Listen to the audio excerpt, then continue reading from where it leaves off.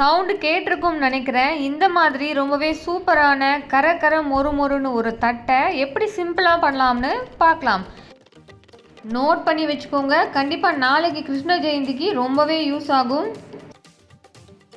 இப்போது இந்த தட்டை பண்ணுறதுக்காக நான் ஒரு மண் சட்டி எடுத்து வச்சுருக்கேன்.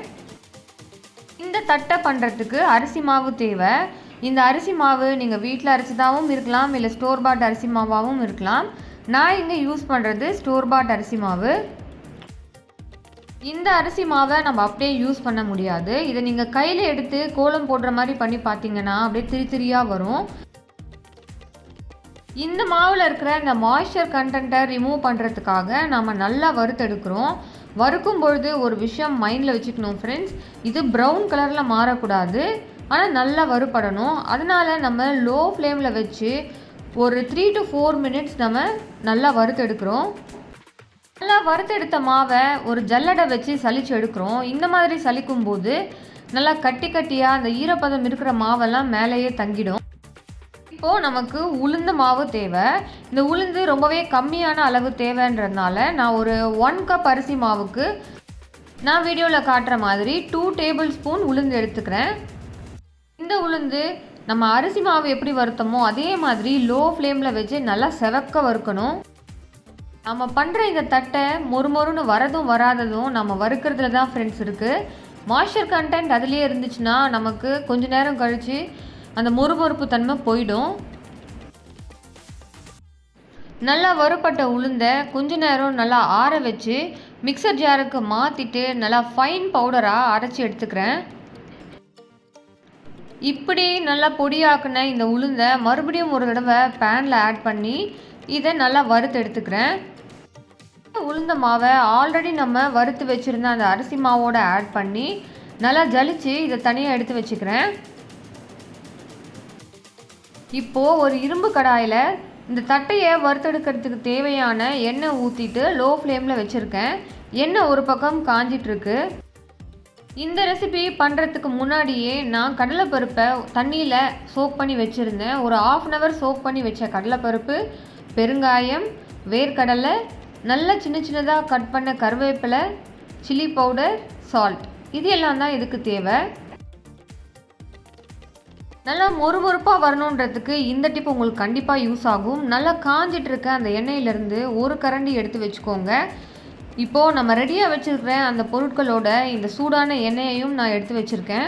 நம்ம ரெடியாக எடுத்து வச்சுருந்த அந்த மாவில் தேவையான அளவுக்கு உப்பு, இந்த 1 கப் அரிசி மாவு அண்ட் 2 டேபிள் ஸ்பூன் உளுந்த மாவுக்கு 1.5 டேபிள் ஸ்பூன் உப்பு கரெக்டாக இருந்தது. இதில் நல்லா க்ரஷ் பண்ணி வச்சுருந்த வேர்க்கடலை, ஊற வச்சுருந்த கடலைப்பருப்பு, குட்டியாக சாப் பண்ணி வச்சுருந்த கருவேப்பிலை, இது எல்லாமே நான் ஆட் பண்ணிக்கிட்டேன்.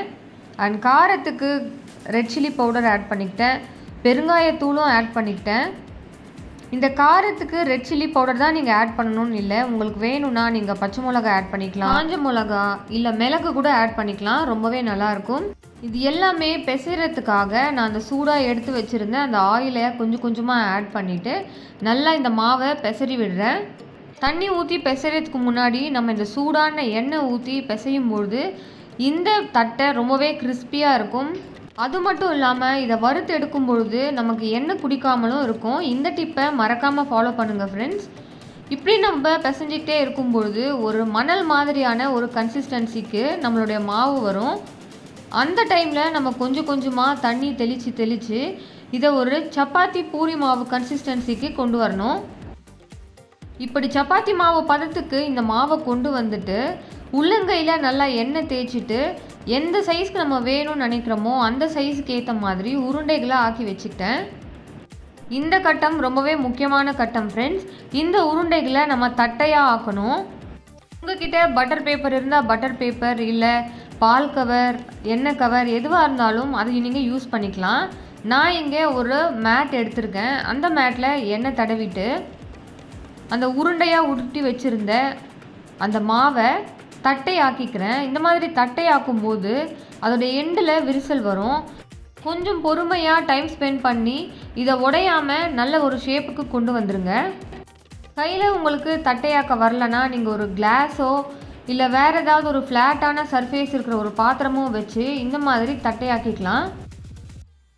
இந்த ப்ராசஸை ஃபாலோ பண்ணி நான் எல்லா தட்டைகளையும் இந்த மாதிரி ஷேப்புக்கு கொண்டு வந்துட்டேன். இப்போது இதை பொரிச்சு எடுக்க வேண்டியது தான். எண்ணெய் எங்கே காஞ்சிட்ருக்கு. இது லோ ஃப்ளேம்லேயே இருக்கிறதுனால எண்ணெய் அந்தளவுக்கு சூடாக இருக்காது.